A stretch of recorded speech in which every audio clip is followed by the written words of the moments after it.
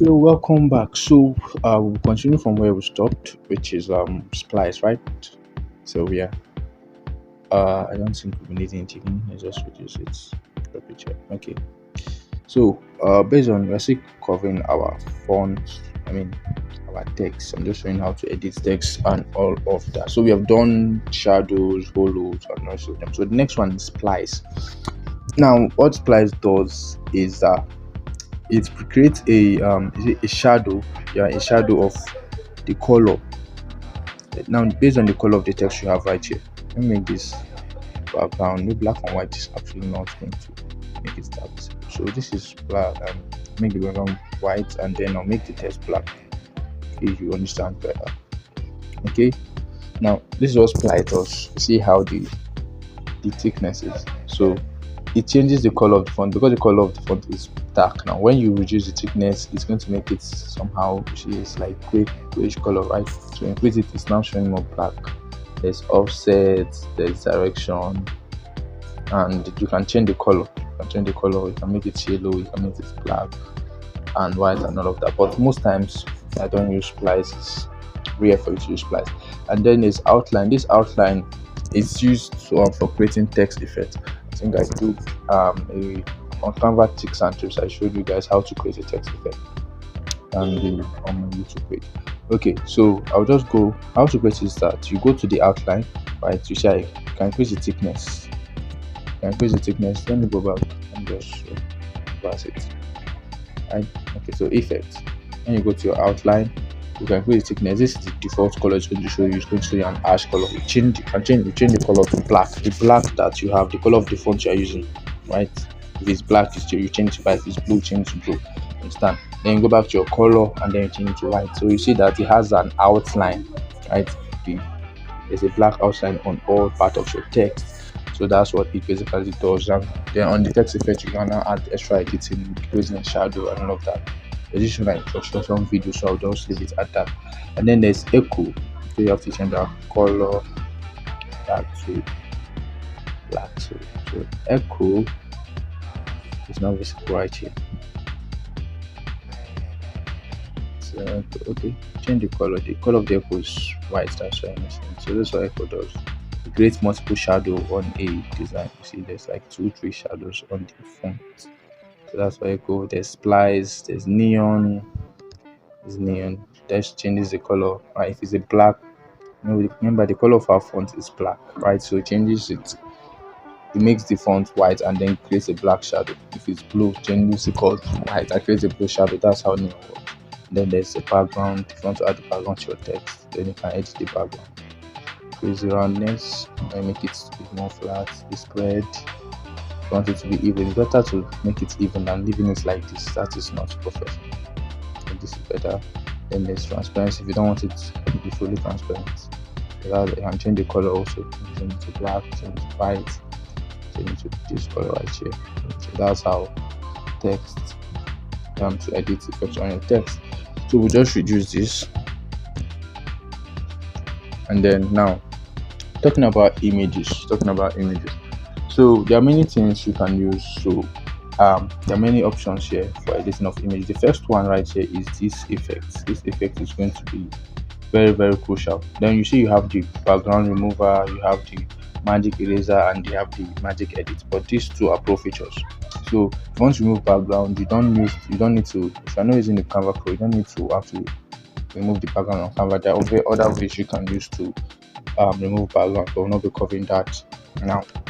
So I'll just give the name of the site. You can go to remove.bg, remove.bg.com, or erase.bg. These two sites can help you with the erasing of background. So there's tools. When you go to effect, now we are talking about image. You are done with text. You're talking about image. There's tools, there's effects, and there's apps. So we are the tools part. You just the remove background remover, magic eraser, and magic edit. You don't need these three. The main important stuff here is this background remover, alright? And you don't use Canva Pro, so you're not going to be needing it. So the next one is the effect. What effect does is this. Now see this trick here, right? So it creates a shadow. This one is a shadow. It creates a shadow on the design. Or sometimes you want your image to have a shadow, blur amount, there's angle. You can edit it. What it does is it gives the image a shadow. There's drop, there's different type of shadow, there's outline shadow, That's what shadow does, right? It's even in the name. So there's autofocus. Now what autofocus does is it makes part of an image to be focused and then another part to be okay. Make part of the image to be focused and another part to be blurry. Right, but most times it's not even you see. So I don't normally use the autofocus most times because I actually don't need it. There's the next one, there's blur. Sometimes you want your image to be blurry, you can just make it blur. Right? If you want to remove the blur, remove it. If you want to make the image blurry, just go to blur and then increase intensity, and that's how it's done. And then there's dual tone. Dual tone is when you want to change the color of an image. Understand? So you go to dual tone. This is custom, there's cherry, there's different options, but most times the color you want to change to may not be, it may not appear in this option. So what you do is you click on this custom, you click on it again, and then you see the color. So you can choose the color that you want to change it to. The thing about this that you cannot select, you have to use this stuff. If you want to want a yellow color, for example, now you have to move this to a to the yellow point right here, and then you now move your dots right here to this place. That's how to change to yellow. You understand?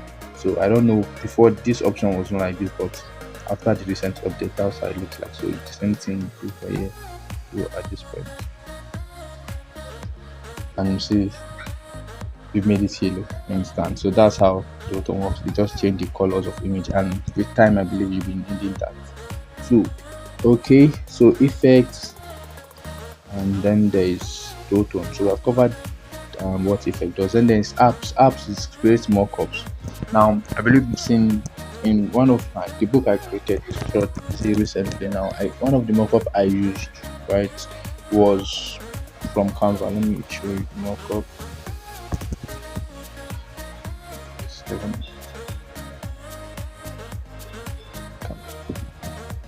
So this one was created using Canva. So first of all, I was just going to show you how it works. Well, I don't think we can use a chicken to make it mockup. So after going, let me go back. This is your effects. You go to your apps, and then you see mockups. So for example, now let's say you created a design on Canva, right? And then you want to make a mockup. You want to make your design look real. Like some mockup does, makes a design look real. Like if this design is printed or manufactured in real life, this is how it's going to be looking like. You understand? So you go to mockup, you're going to see a lot of options. You're going to see a lot of options, especially when you are branding. You're creating a brand design. You're going to be needing this mockup. So you can see there's phone mockups. You can choose anyone. There's laptop. There's there's tote bag. There's shirts. There are plenty. There are plenty of mockup you can search for. Let's just choose one of them and then try it out. So I'll just go with this frames. Let's go with one of the frame mockup. Yeah, let's say this one. This one is even for like a YouTube page, a YouTube video. So it says start by inserting. So what you do is that they give you the mockup, for example. Then you can just how you create the mockup is that you just simply drag it inside. But you see now, why I can't drag it in, because it's at the back of the design, it's not at the front. So what I had to do now, I'll have to bring it to the front. Okay, you can bring it to the front and place it, or I see it just clicked even despite it being on the back. So when you drag it closer to the frame or the mockup, depending on type of mockup you imported, right, you just drag it closer to it. It's going to load for some time, and after some time you're going to see your image replacing these clouds that's right here. So it's going to take some time, then you're going to see the result. See, so this is how it is now. So you can now bring this, you can now download this for, let's say, a video for the design you are creating. So that's how the mockup is going to be looking like. If it's yourself talking, you just bring an image of yourself talking and import it here. So this is like maybe they are doing a tutorial on cooking, for instance. So that's how mockup works. So I'll just revert that, and then we are going to moving on to the next stuff. So this stuff right here is this is undo and this is redo. Understand? So if when I go back, you go backward, and then you went backward too much. I want to come forward to bring this is what this one does. So you don't need the more complicated. And then the effect. So we have the black and white. Now the next thing, let's delete the chicken or not of the chicken. Let's bring in the model. So I'll click on the add icon, go to my elements, and bring in the model. Let's search for chef. Okay, let's search for chef, but they added double C. Search for chef. Okay, so I'll just, those are pro features. You can search around to get a free one, but I'll just choose one of them for the purpose of this tutorial. I want to just show you what another amazing effect on Canva. So now when you bring out this effect like this, most designers, they don't edit the image, they just leave it like this, and that's it. You see, this is also a design already, right? So just edit some things that we already have a design that we created from scratch. Okay, so now we are done with this effect right here. I've shown you what everything does. Now it's for you to discover. So this is the next one is you have filters. So filters, I don't basically use them very much, but they just change the outlook of the image. You see fresco, this is what fresco does. This is Beverly, this is Belverde, there's Flint, there's Luna, there's Arrow, Mist, you see. But you just check and then you see some of them, if outcome of let's say of this Belverde and the normal one, then they are basically the same. I didn't see any change there.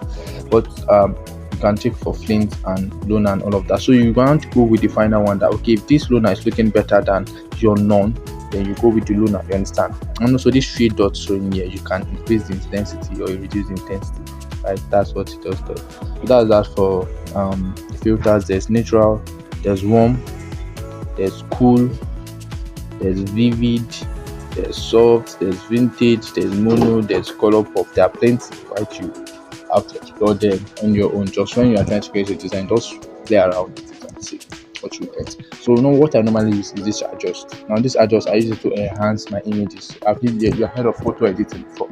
So that's what I use to edit my photos. Normally, even when I just take a picture, you can come out here and enhance the picture to make it better. So that's what I do for my models. So auto adjust is a recent feature that when you click on it, it tries to adjust it using AI to just create the image to be perfect with in accordance to the background. But I don't recommend using auto adjust for now. I just recommend you editing it yourself, that because you're going to get it better, because you're seeing the outcome more than the auto adjust. So all this is temperature. This makes it glow. You see, it's a glowish stuff, and then it makes it kind of yellow because it's almost matching with the yellow color we have here. So that's what temperature does, make it blue or yellowish. So if you leave it at none, it's going to be like this. It's here. I think I'll make it here. So it rhymes with my color. And then there's tint. Tint also changes the color. So I don't like using tint because I don't want my design to be having any color. So I'll just leave it at 0. There's brightness. Increase the brightness, you decrease the brightness. That's what brightness does. So I just increase it. No increasing the brightness. Brush this in a dark background, a white background. So in a dark background now, it'll be better to increase the brightness. We have contrast. Contrast is also contrast. It's also like brightness, but this one comes with more quality. Because not than just increasing or decreasing the brightness, increase it and also increases the quality. There's highlights, right? For highlighters. So it's also light and dark, but this is also different. Also, there's shadows and shadow. I think this. And then there's white. So all these things you discover more. You know what one works for you also by playing with it. There's black. And there's vibrance. I like using vibrance. You see, increases the quality of the image. There's saturation, makes it more of its color, or you reduce the color to make it black and white. That's also saturation. But there's sharpness. Sharpness just like increasing the.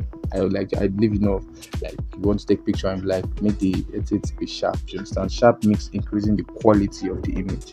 So if you want to increase the quality or you want to decrease the quality, I believe you always want to increase the quality. But in some cases where you have to decrease the quality. And then there's clarity. Clarity is also like sharpness, but it comes with more intensity, as you can see. I like using clarity also. And then there's vignette. It's about dark sensation on the image, around the image, if I don't use it much. So that's what adjusting to. And now in the adjusting also, I believe you've seen this part right here.